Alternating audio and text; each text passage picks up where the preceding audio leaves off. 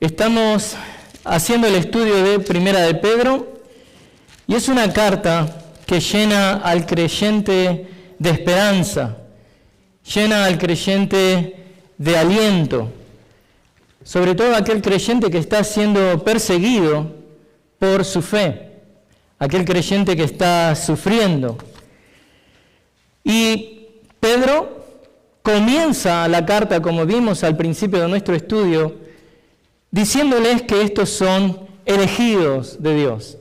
Estos expatriados a través de Ponto, Galacia, Capadocia, Asia, Bitinia, son elegidos de Dios. Tienen esta esperanza viva a la que Dios les ha llamado y luego son exhortados a la santidad. Y no es casualidad que eso pase, porque cuando estamos siendo perseguidos, muchas veces nuestra vieja naturaleza quiere salir, quiere aflorar. Entonces son llamados a que se presenten a este proceso de santificación. Son llamados también en el capítulo 2 al crecimiento, a que desechando toda malicia, todo engaño, hipocresías y envidias, deseen como niños recién nacidos que la leche pura de la palabra. Son reafirmados de que debido a su asociación con Cristo, ellos van en algún momento padecer. Pero Él les dice que como extranjeros y peregrinos deben abstenerse de las pasiones carnales que combaten en el alma. Lo hace en el 2:11.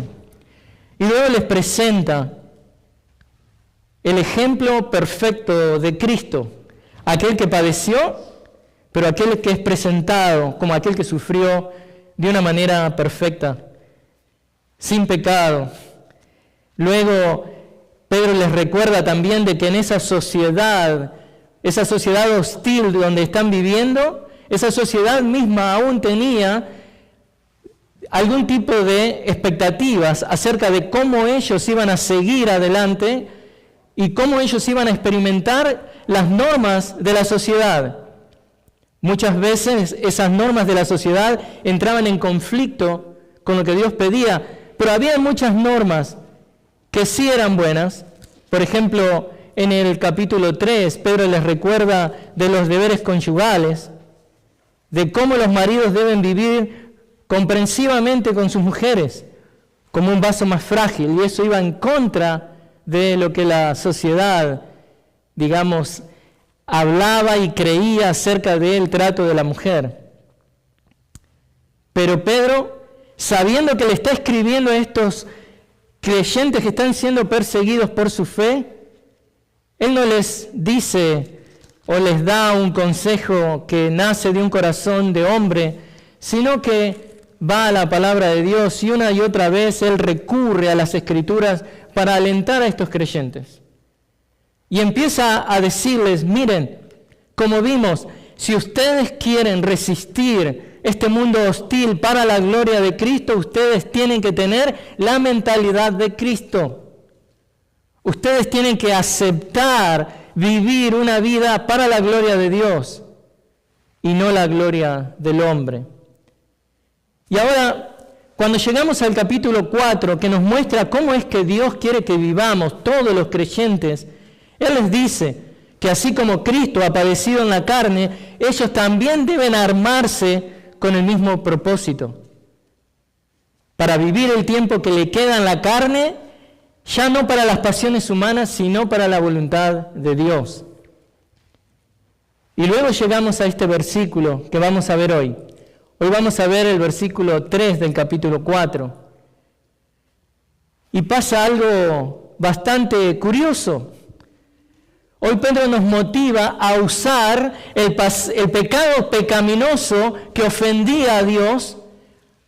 Ahora nos motiva a que lo usemos como una motivación para vivir una vida que honra a Dios.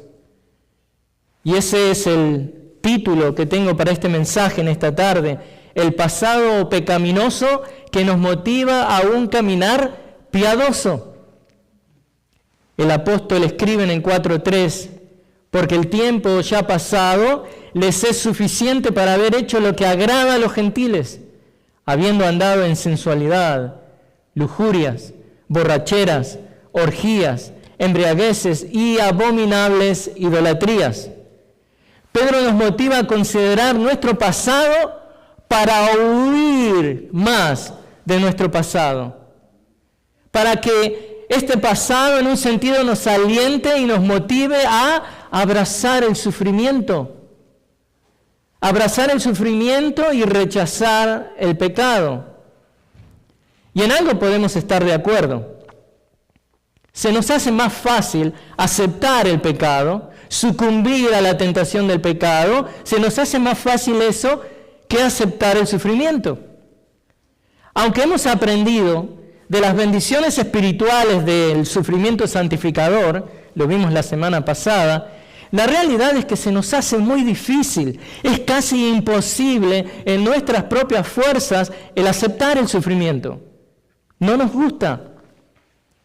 Aceptar y soportar el sufrimiento santificador de una manera efectiva y que sea exitosa requiere una motivación muy fuerte. Por eso Pedro escribe esto.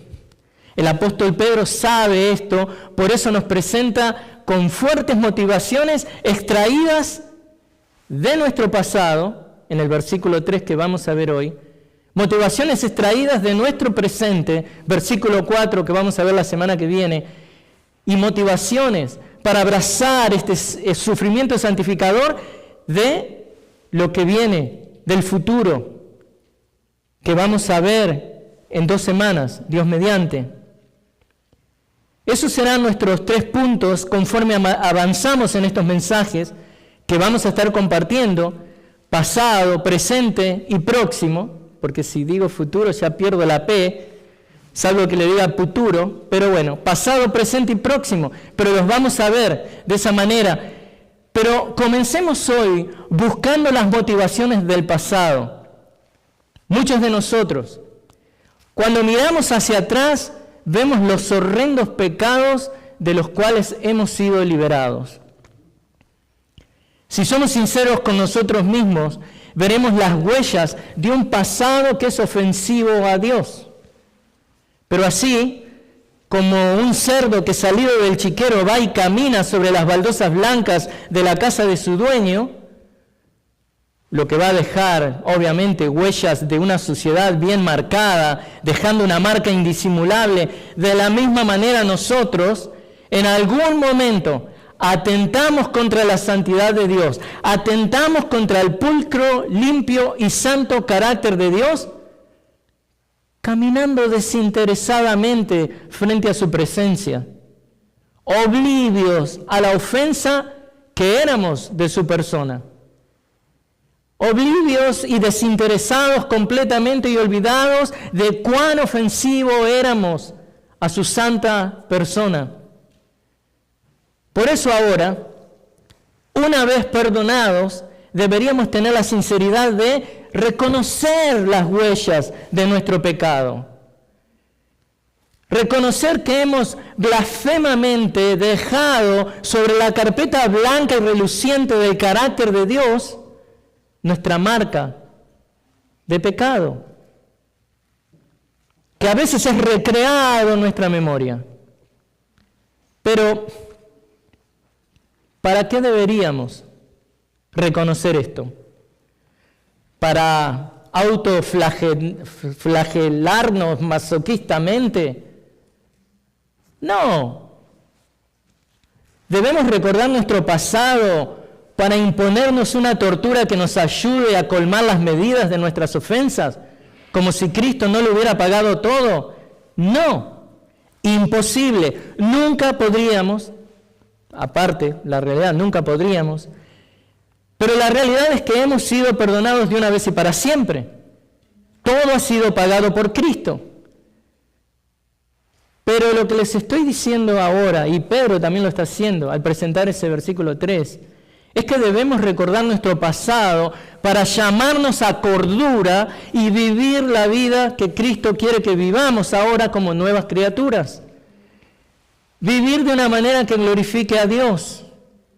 Por eso Pedro nos dice que podemos encontrar motivación para aceptar el sufrimiento santificador del cual hemos estado hablando, cuando miramos nuestro pasado pecaminoso. Cuando miramos nuestro pasado pecaminoso, podemos encontrar esa motivación que necesitamos para glorificar a Dios con un caminar piadoso. El pasado pecaminoso que nos motiva a una nueva vida de justicia lo vemos en el versículo 3. Y ahora con todo eso lo vamos a leer nuevamente.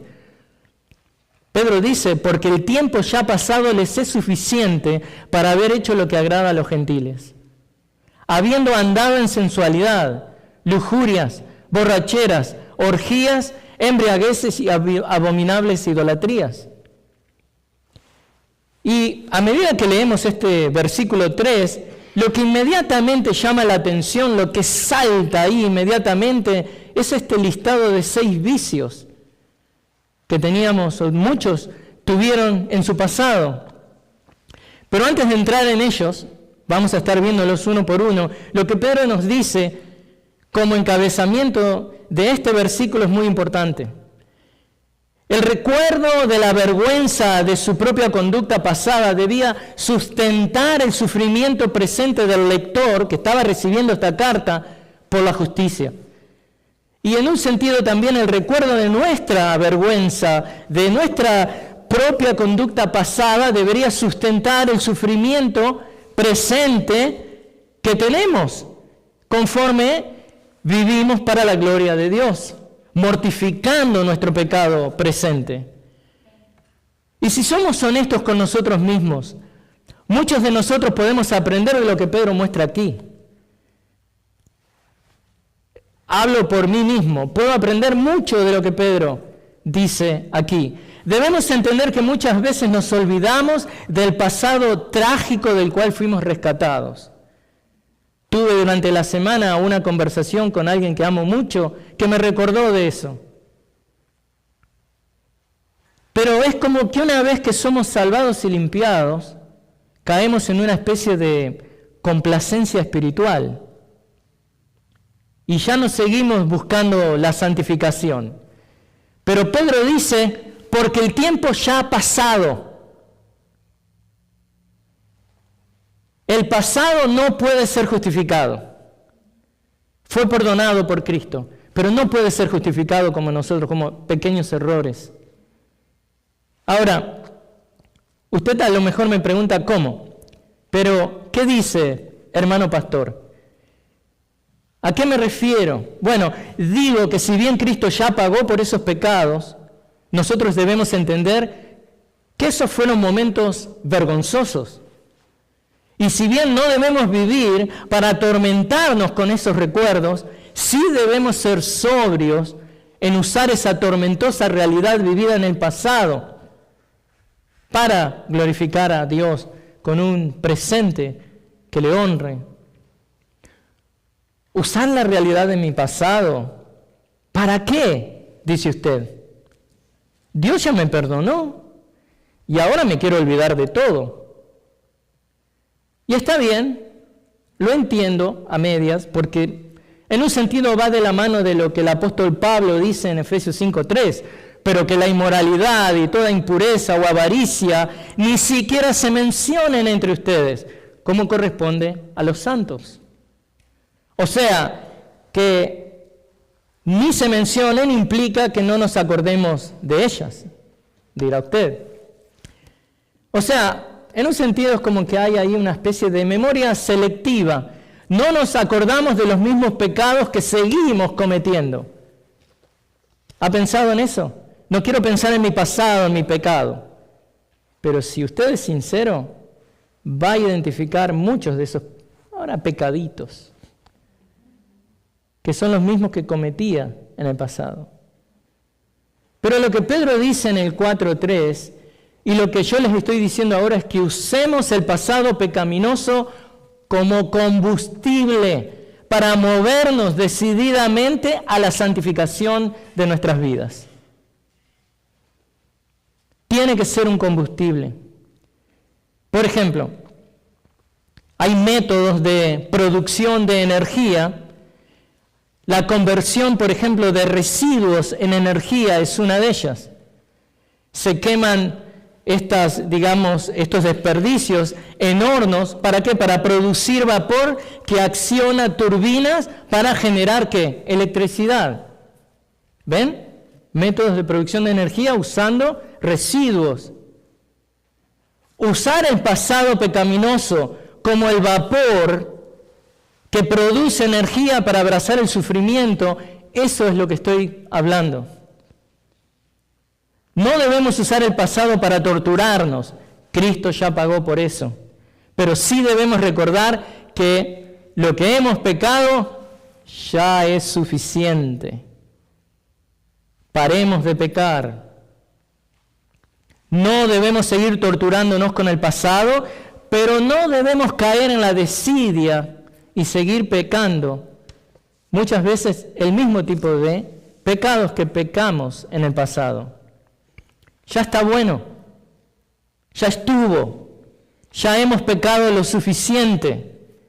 Pedro dice, porque el tiempo ya pasado les es suficiente. No más, no pequemos más, al menos ese debe ser el deseo de aquel que abraza el sufrimiento santificador. ¿Quiere tener una buena motivación para aceptar el sufrimiento santificador? Bueno, usted puede darle una buena, una sobria mirada retrospectiva a las consecuencias de su autogratificación pasada. Haga eso. Va a encontrar motivación para aceptar el sufrimiento santificador. Y usted dirá, ¿y qué gano con esto? ¿Qué gano con esto? Eso debería motivarle, hermano, ahora a orientar su vida en torno a una nueva vida. Una nueva vida con una nueva autoridad, con una nueva dinámica que está disponible para usted en Cristo.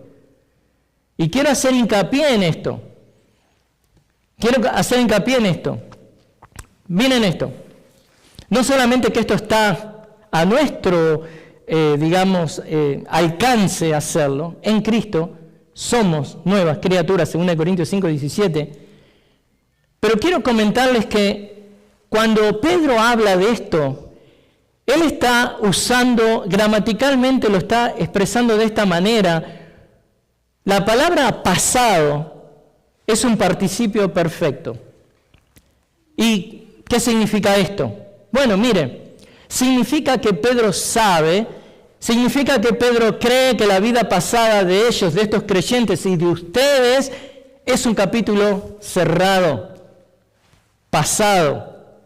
Esto es un capítulo cerrado. Es más, cuando él dice haber hecho, lo expresa en un tiempo perfecto, también infinitivo, que define ese curso de acción como algo que está completamente terminado. Ya terminaron con el pecado. Ya fue suficiente. Hermanos, ¿estamos de acuerdo con esa maravillosa realidad? Hemos dejado el pasado, ¿dónde?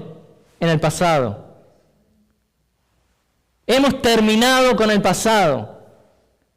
Es esa relación que no se vuelve a reconstruir. Pero al mismo tiempo que decimos aleluya, gloria a Dios, somos nuevas criaturas, en Corintios 5:17 Pablo dice, somos nuevas criaturas, aleluya decimos nosotros, respondemos. Pero de lo que tenemos que hablar acerca del pasado es que ya hemos hecho todo lo que el mundo pedía y demandaba de nosotros. Ya está, ya fue. Es historia. Pero ahora debemos usar eso para aprender a vivir en santidad. Y en el caso de los creyentes del primer siglo, aquellos que son los receptores de esta carta que estamos estudiando, ellos también eran nuevas criaturas en Cristo. Pero en el pasado, todo lo que esos creyentes hacían era exactamente eso que agradaba a los gentiles. O sea, estos creyentes evidentemente eran gentiles que habían llegado a la fe a una edad adulta. Esa fue mi experiencia también en el Señor. Estos creyentes a los que en este caso específico Pedro les está hablando, se habían revolcado en el barro de todo tipo de indulgencias carnales. La expresión de Pedro, lo que le agrada al mundo, lo que le agrada a los gentiles. Escuchen esto. Esta expresión, todo lo que agrada, incluye todo aquello que es desagradable a Dios. Y nosotros estábamos ahí, haciendo todo aquello que desagradaba a Dios. Obviamente entendemos, gloria a Dios, que hay inconversos con muy buena moral. Pero hay cosas aún dentro de la buena moralidad de ese inconverso que desagradan a Dios. En primer lugar, el querer justificarse a sí mismo delante de un Dios santo, algo imposible para cualquier criatura.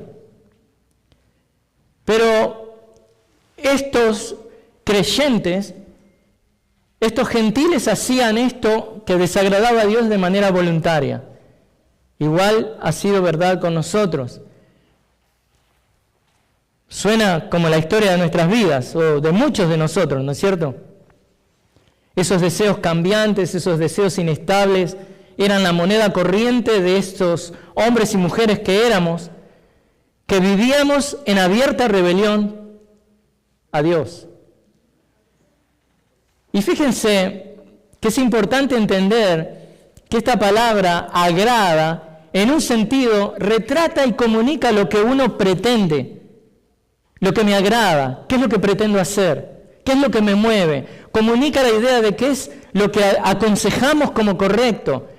Entendemos algo, juzgamos algo, es correcto o incorrecto, y luego vamos deseando y promoviendo y siguiendo lo que acabamos de decir que es correcto. Cuando hablamos de agrada, de que el mundo se agradaba de eso, de que nosotros nos agradábamos del mundo, nos estamos refiriendo a eso. Estábamos completamente invertidos en todo lo que hacíamos para agradar al mundo. Pero ahora, si usted está en Cristo, usted tiene a otro a quien tiene que agradar. Pero esa palabra agrada es distinta, por ejemplo, si la estamos usando en el marco de Dios o de que estamos hablando de Dios. En ese caso, lo que agrada a Dios comunica algo de lo que es la autoridad también de Dios, los decretos divinos, la voluntad divina, lo que Dios quiere hacer respecto a algo. Pero Pedro no está usando la palabra agrada en ese sentido. Esta palabra agrada no viene con la autoridad de Dios, pero viene con una autoridad más pequeña, se podría decir, que es con respecto al hombre en un sentido, digamos, de lo que habla del hombre con su persuasión hacia, digamos, los otros hombres. Obviamente que estamos hablando de que tienen menos autoridad, pero esto es algo, como se le llama, ¿no? La presión de los pares. Esto es algo que se convierte en algo real. Y si usted vive en una sociedad como la que estaban estos cristianos, usted iba a sentir esa presión social de hacer lo que le agradara al mundo. Espero que no le esté pasando a usted ahora, en decisiones que tiene que tomar, en cómo vive su vida. Que no se esté dejando presionar por el mundo, porque este mundo, en lo que le agrada a él, tiene una autoridad minúscula. Busque lo que le agrada a Dios, que viene con la autoridad completa, total. Porque tenemos que reconocer que el mundo también quiere imponer condiciones. Hay cosas que el mundo quiere que hagamos. Hay cosas que al mundo le agrada que hagamos, y a eso se refiere Pedro. En un sentido, el apóstol claramente nos comunica que cuando eran inconversos o éramos inconversos, ustedes agradaban al mundo haciendo las cosas que agradan a los gentiles. Pero ahora, como nuevas criaturas en Cristo, debemos agradar a Dios y hacer todo lo que le agrada a Dios. Aún si le toca sufrir. Aún si me toca sufrir, aún si nos toca sufrir.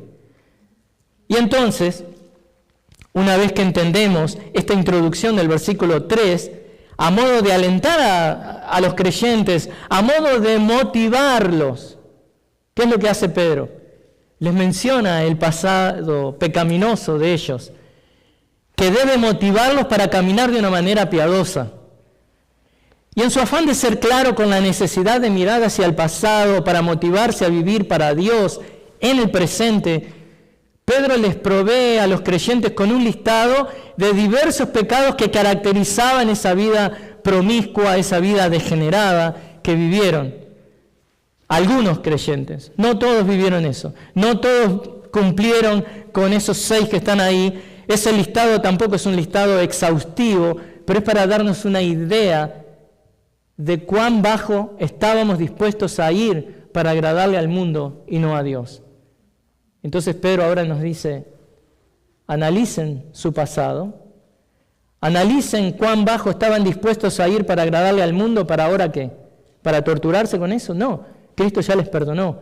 Ahora usen eso como combustible para en el presente presentarse para vivir una vida piadosa para Dios, abrazando este sufrimiento santificador al que muchas veces somos llamados.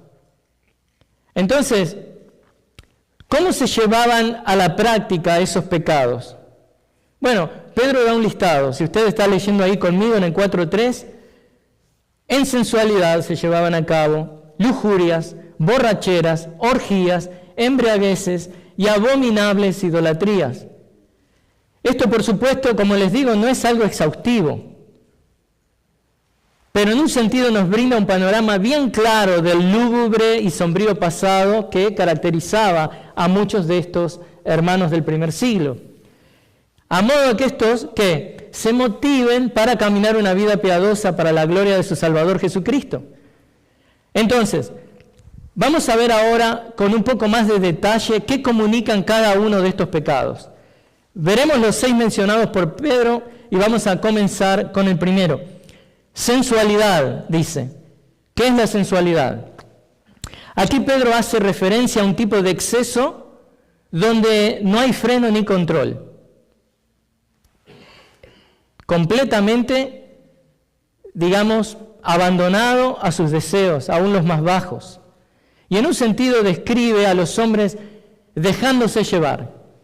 Ya no peleo. Describe a hombres y mujeres entregándose en sí mismos y a sí mismos completamente a todo tipo de inmundicias. Estas no eran cosas buenas. Pedro describe un pasado lleno de brotes y estallidos de lascivia. Esta era la realidad de muchos. Esto describe todo tipo de exceso, de todo tipo de maldades.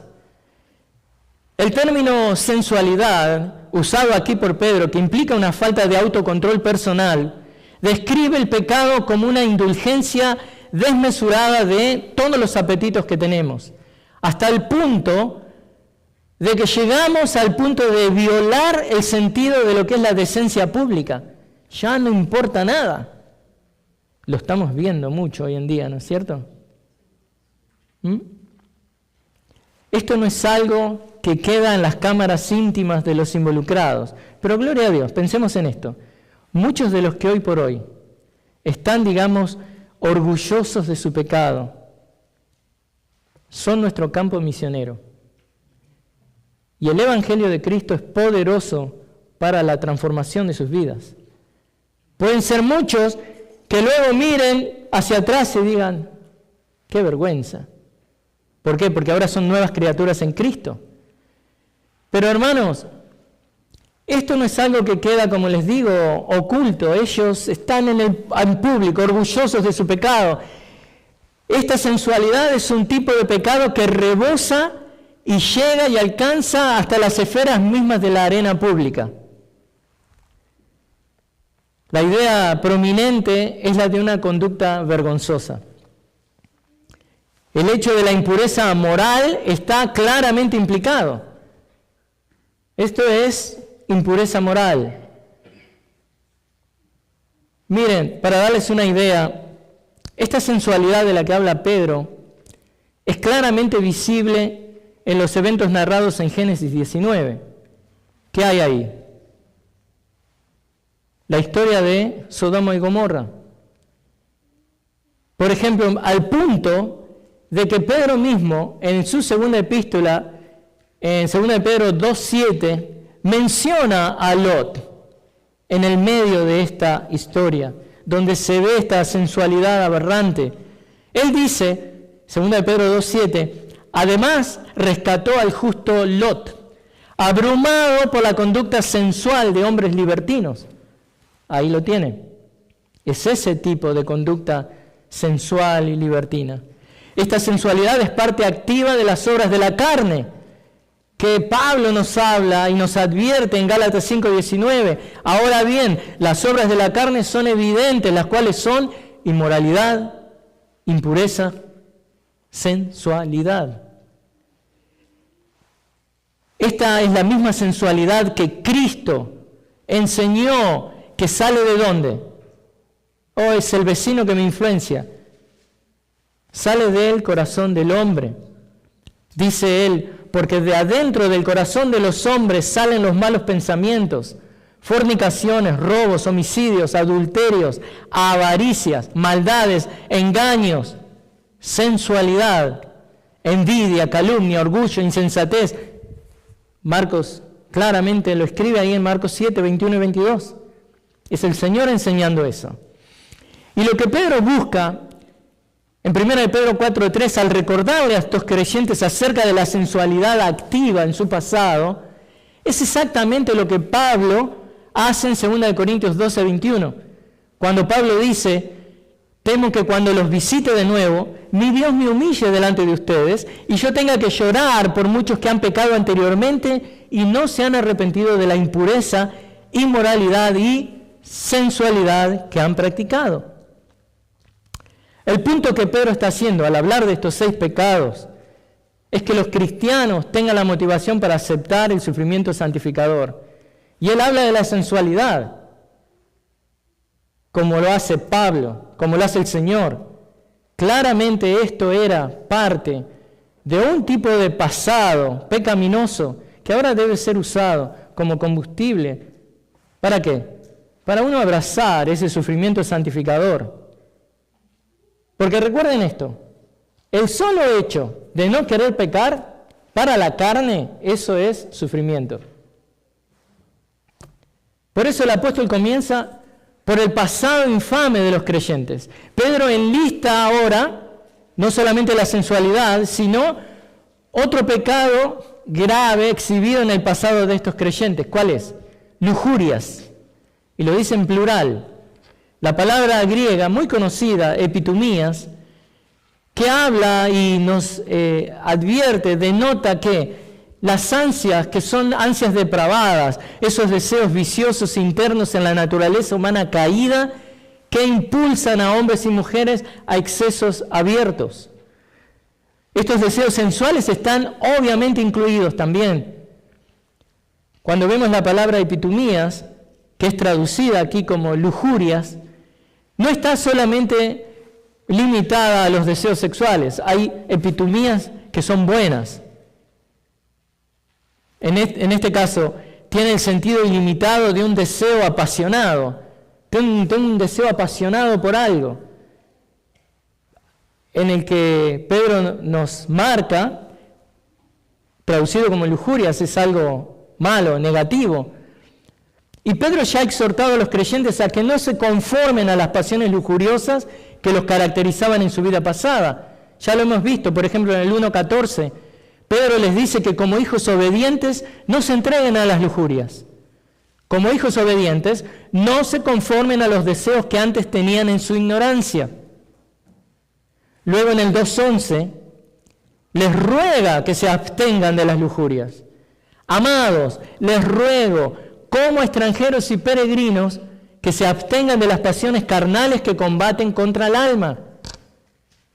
Y como viéramos la semana pasada, Pedro les pide que no vivan el resto de su nueva vida en Cristo entregados a las pasiones lujuriosas.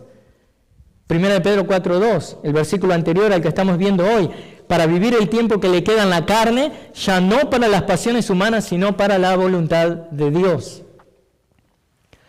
El apóstol Pablo, por su parte, habla de la lujuria. ¿Sabe cuántas veces usó Pablo esa palabra?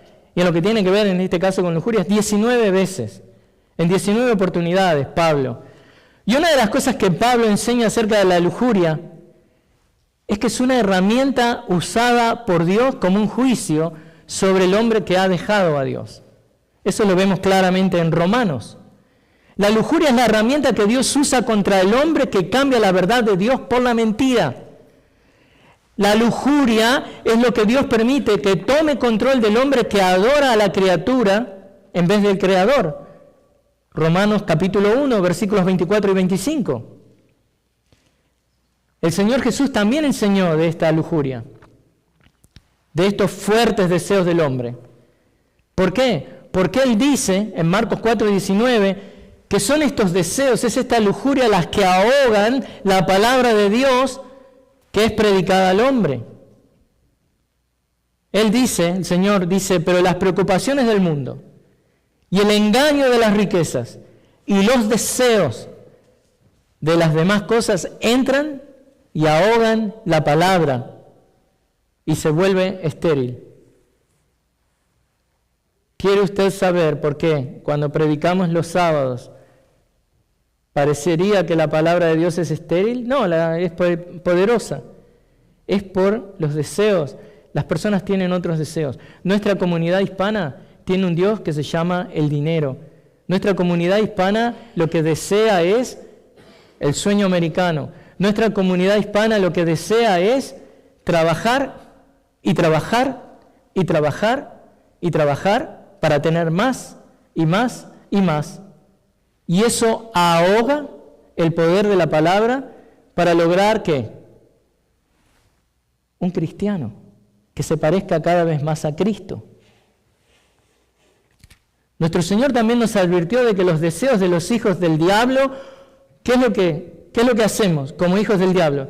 Bueno, cumplimos y hacemos los deseos de nuestro padre el diablo. Eso éramos nosotros cuando éramos inconversos. Juan 8:44, ustedes son de su padre el diablo y quieren hacer los deseos de su padre. Obviamente, ¿cuál es el deseo del diablo? Ir en contra de todo lo que Dios quiere hacer para su gloria. Y si nosotros seguimos los deseos de nuestro padre el diablo, ¿qué va a ser el deseo nuestro? Hacer exactamente y amar exactamente y desear exactamente todo aquello que va en contra de lo que es la voluntad de Dios. Por eso, hermanos, debemos cuidar nuestros deseos. Y como les decía, interesantemente, la misma palabra epitumías es usada para desear cosas que son buenas. En el caso del Señor, por ejemplo, Él deseó comer la Pascua con sus discípulos. Lucas 22:15 nos dice, y Él les dijo, intensamente he deseado comer esta Pascua con ustedes antes de padecer. Así que esa epitumías en su vida, que ese deseo se vea en desear las cosas del Señor. Quiero crecer en conformidad a Cristo. Quiero mortificar ese pecado que me separa de Dios. Quiero leer más la palabra, quiero orar más, quiero venir más a la iglesia. Quiero servir más conforme a los dones, capacidades que Dios me ha dado para edificar la iglesia. Que esos sean los deseos. Hermanos, intensamente, con lujuria debemos anhelar las cosas buenas. Debemos llevarnos a nosotros mismos a un estado donde todo lo que deseamos son cosas buenas. Llevarnos a un punto donde todo lo que deseamos para la gloria de Dios haga que lo que el mundo nos ofrece empalidezca. Y todo lo que deseamos acerca de las cosas sagradas de Dios se robustezcan cada día. Por eso debemos entender lo que Pedro está haciendo en este versículo 4:3. Mirar al pasado pecaminoso que vivimos, cuando éramos llevados a pecar constantemente por estos fuertes deseos que teníamos, es lo que nos permite ahora, en el presente, conseguir la motivación para aceptar ese ¿qué? Sufrimiento santificador. La elección es simple. O elegimos sufrir o elegimos pecar. Y ustedes ya saben que dije, no todos van a sufrir. Si Dios quiere, les toca sufrir. Pero en un sentido u otro, de alguna manera vamos a sufrir. Cada vez que le decimos a la carne, carne, ¿te gusta eso? Pero no te lo voy a dar. Estoy sufriendo. Pero la elección es simple. O elegimos sufrir para la gloria de Cristo, porque eso es seguir en los pasos de Cristo. O elegimos pecar, elegimos complacer a la carne. Al elegir pecar, eso automáticamente nos hace sufrir, créame, porque nos pone en contra de nuestros deseos más íntimos de complacer nuestra carne. Pero bueno, Pedro nos presenta ahora un tercer pecado que caracterizaba nuestra vida pasada, o al menos la vida de muchos de nosotros. Algo que debemos usar como motivación para aceptar el sufrimiento santificador. ¿Qué es? Borracheras. Este término solamente aparece aquí en el Nuevo Testamento y denota que una embriaguez habitual, una embriaguez total. Este es un sustantivo compuesto. Fíjense esto. Está formado por la palabra oinos, que significa vino, y por un verbo que es pluo, que significa burbujear o rebosar. O sea, la combinación de estos nos presenta a alguien que está empapado de vino hasta rebosar, está burbujeando de vino. Es todo lo que ve y sabe. Este individuo está burbujeando de vino, le sale vino hasta por los ojos. Este es el que dijo, no sé para qué vino si no me trajo vino. Pero hablando en serio, la descripción que Pedro nos presenta es la triste imagen de alguien que tiene el deseo excesivo e insaciable de beber, y esto implica indulgencia. Esta es la persona que se entrega a sus deseos para complacerse al placer, la gratificación y la satisfacción del alcohol. Este es el famoso Tomás Jarras, que es amigo de Tomás Barriles. Y tal vez usted dirá, bueno, pastor, yo nunca bebí un trago, ni una gota. Bueno, qué bueno, pero seguramente había alguna actividad en la cual usted gastaba sus energías viviendo para su propia gloria, no para la gloria de Dios. Y usted dirá, sí, viví y vivo para mi esposa Gloria. Pero bueno, bromas aparte, malas bromas, por otro lado. En el pasado, muchos de nosotros éramos un vaso rebosante de necedad. Éramos un vaso rebosante de insensatez. Éramos un vaso rebosante de todo tipo de actitudes y conductas que deshonraban a Dios. Éramos un vaso rebosante de falta de entendimiento porque decidíamos acallar nuestra conciencia bajo la fuerte influencia, sea del alcohol, de las drogas, del sexo, de la gula y de tantas otras formas de excesos. Y era lo mismo que fue realidad del pasado de los creyentes a los que le escribe Pedro. Pedro les está exhortando a estos creyentes que están siendo perseguidos por sus vecinos a que recuerden de dónde Dios los sacó. Pedro les recuerda respecto a su relación con el alcohol y otras formas de pecado, para que no caigan en lo mismo a modo de paliar la situación adversa que están enfrentando.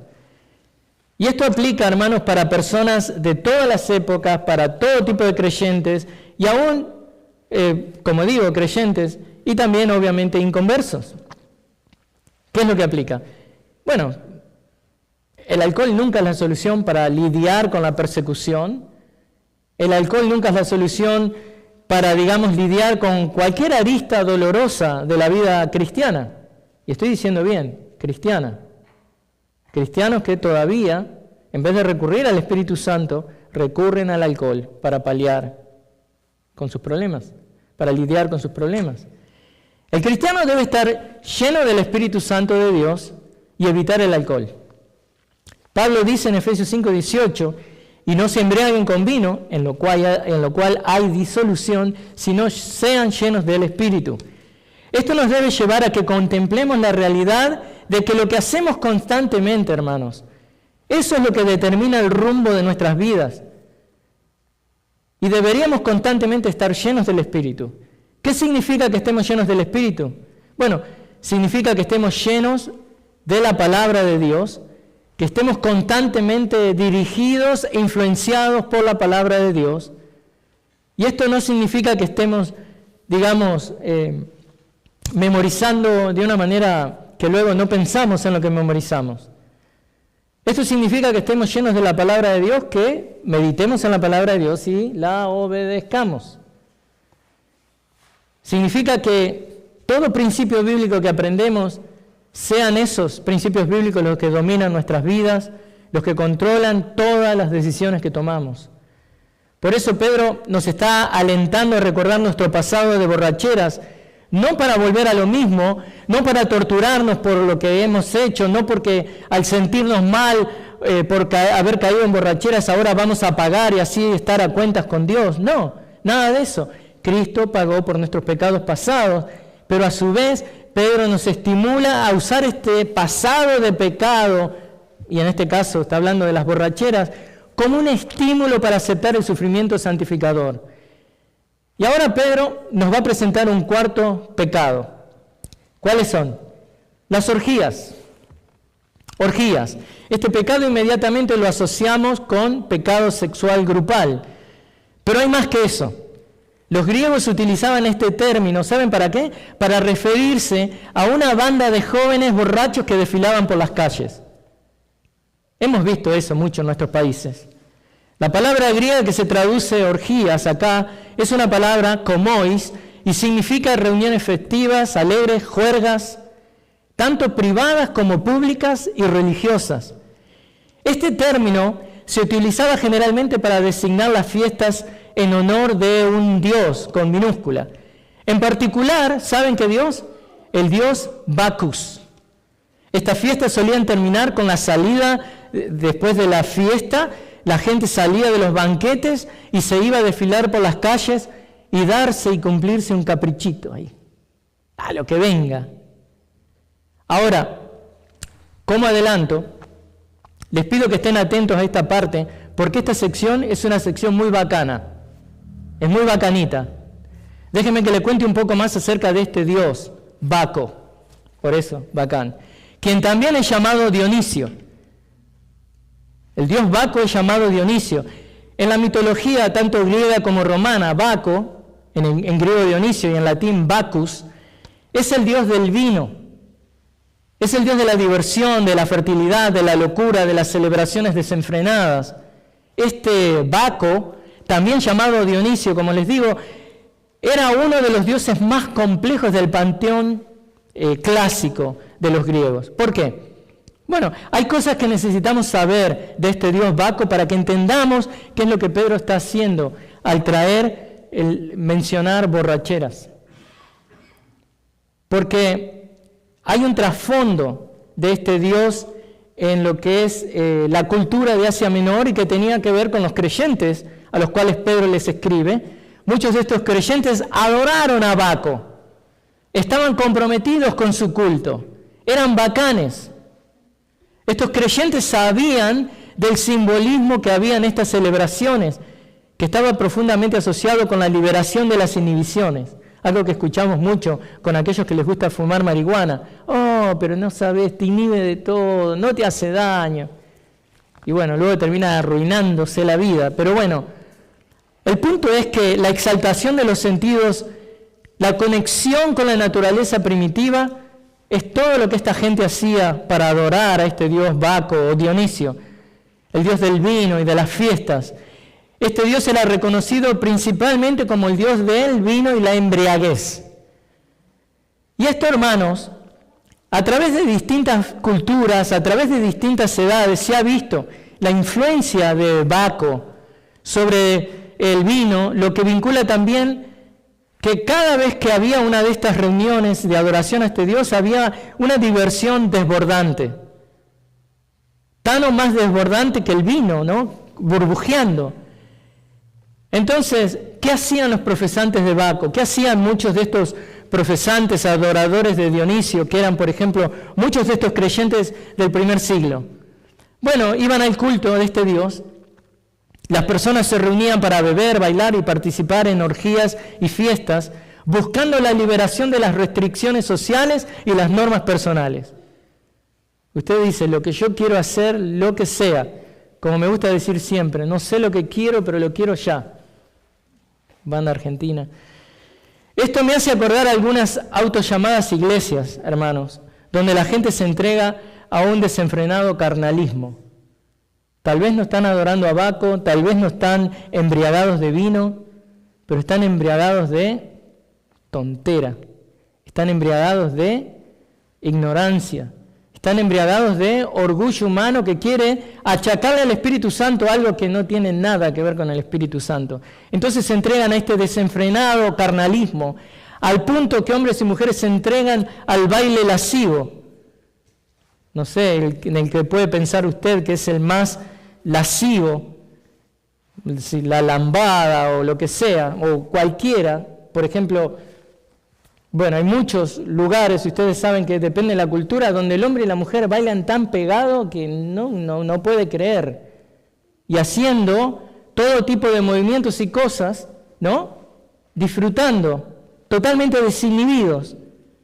Y eso pasa a veces en muchas iglesias. Carnalidad pura y total, justificándose con que están danzando en el Espíritu. Y bueno, muchas culturas hispanas, sobre todo los campesinos, todavía veneran a Dionisio, porque lo reconocen como el dios de la fertilidad. Pero hay mucho que podemos hablar de Dionisio, pero el punto es que está vinculado con la locura, con el éxtasis, y Pedro les dice, ¿recuerdan lo que hacían antes? Ya está, ya fue. No lo hagan más. Ahora tienen una nueva vida en Cristo. No necesitan escaparse de la realidad. No necesitan ir al dios Baco a embriagarse y a entrar en éxtasis. No necesita ir a una iglesia donde no se predica la palabra de Dios, sino que se baila en el Espíritu. No, hermanos. Pero bueno, esto era bueno para esta gente, que entendiera y recordara este turbio y pecaminoso pasado que habían tenido para que no vuelvan a él.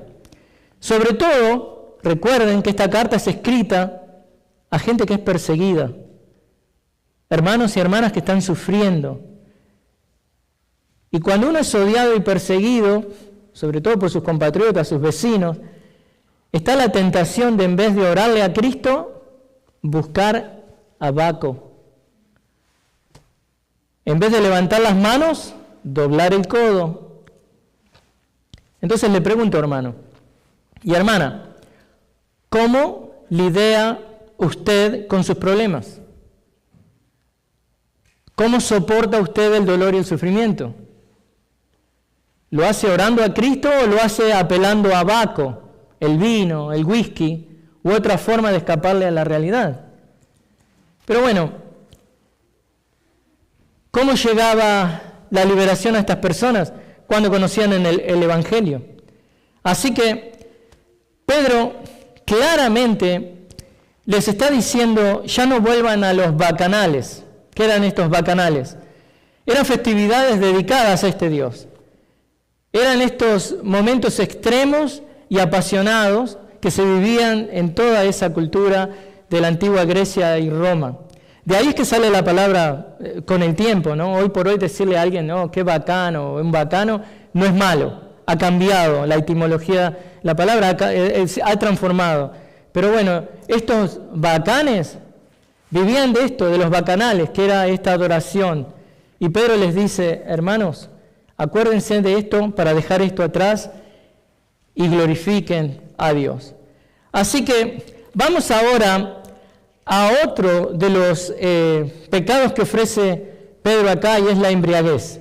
Usted dirá, estamos en lo mismo. Bueno, la palabra griega que se traduce embriaguez es la palabra potos, una palabra que habla de borracheras, posiblemente celebradas en relación con estos ritos religiosos que acabamos de ver. Y esta palabra ocurre solamente aquí también en el Nuevo Testamento y se refiere a fiestas de borrachera. La imagen es la de beber socialmente en banquetes. Y hay muchos cristianos que por ahí dicen, beber socialmente está bien. Bueno, queda entre su conciencia y Dios, ¿no? Pero el punto es que si eso va a hacer que sea una piedra de tropiezo para alguien que lo está viendo, yo no tomaría. Pero bueno, el término original que usa acá para embriagueces es usado en el griego para, de una manera también a veces positiva, hombres, digamos, de buena moral, que están participando en banquetes, están hablando de hombres de bien, donde el consumo del alcohol era algo moderado, o sea, no siempre la palabra se usaba de una manera negativa. Pero debido al abuso constante que hubo, Pedro dice, bueno, miren, eviten esto, eviten los placeres terrenales, y en un sentido, ¿saben qué? Hay un pasaje que no usa este término específicamente, donde si bien la palabra usada no es esta, potos, el apóstol Pablo habla de aquellos cuya vida está dominada por los deseos de placeres terrenales. Placeres terrenales tan simples como comer y beber, y donde el vientre, que es ahí donde apunta a Pablo en ese caso, simboliza el deseo insaciable. Entonces, Pablo lo dice en Filipenses 3:19, y un poco lo traigo a colación porque tiene que ver con lo que apunta Pedro. Pablo dice, cuyo fin es perdición, cuyo Dios es su apetito, y cuya gloria está en su vergüenza, los cuales piensan solo en las cosas terrenales.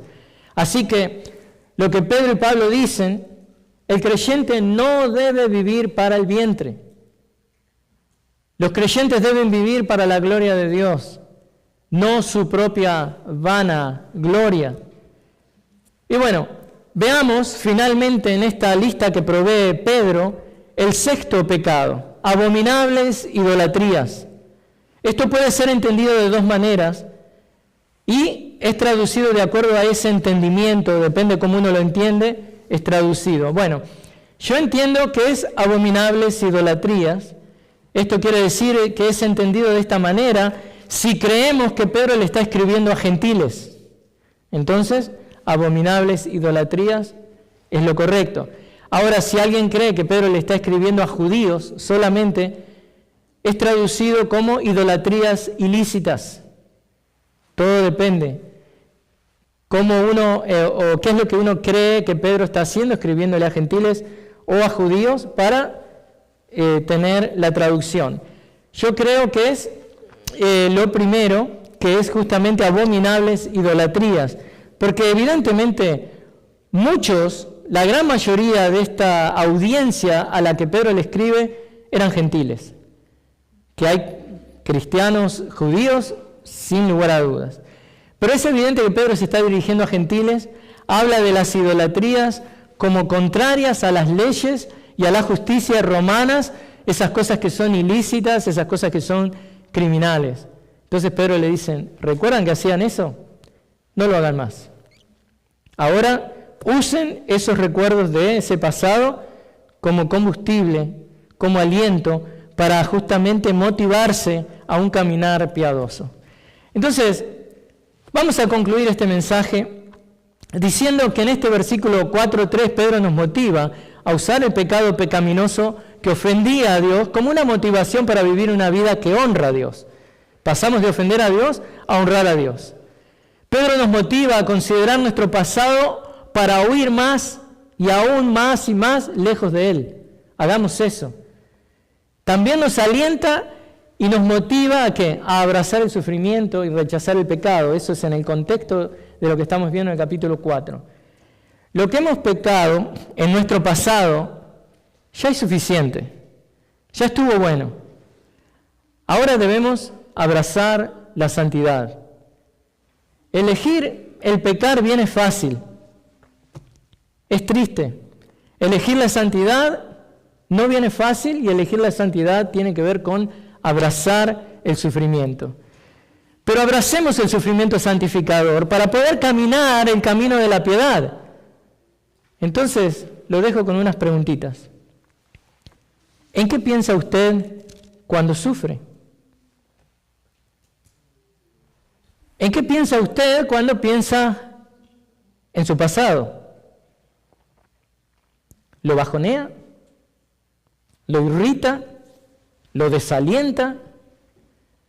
Bueno, lo que quiero que se lleve al corazón y a su mente en esta tarde es lo que Pedro nos enseñó hoy, que debemos considerar el pasado, ese pasado pecaminoso que ofendía a Dios, para que sea una motivación para que caminemos de una vida nueva, una vida piadosa, para glorificar a Dios. Así que ese es mi desafío para usted en esta tarde. Mire hacia atrás, no para torturarse, pero use eso para glorificar a Dios, como una motivación que le ayude a abrazar los sufrimientos que le toque pasar ahora, conforme usted avanza y camina en el proceso de santificación. Oremos. Padre, te damos gracias por tu palabra. por este desafío que nos das, no a torturarnos, sino a trabajar de una manera abnegada, de una manera sufrida en nuestro proceso de santificación. Te damos gracias, Señor, y te pedimos que nos ayudes, porque sabemos de que sin ti nada podemos hacer. Sabemos que nuestros esfuerzos deben estar hechos basados en tu ayuda, basados, Señor, en lo que tú haces para tu gloria y honra y en lo que tú haces para completar la obra, para hacernos más y más como Cristo. Oramos en tu nombre para tu gloria, Señor Jesús, y para la edificación de la iglesia. Amén.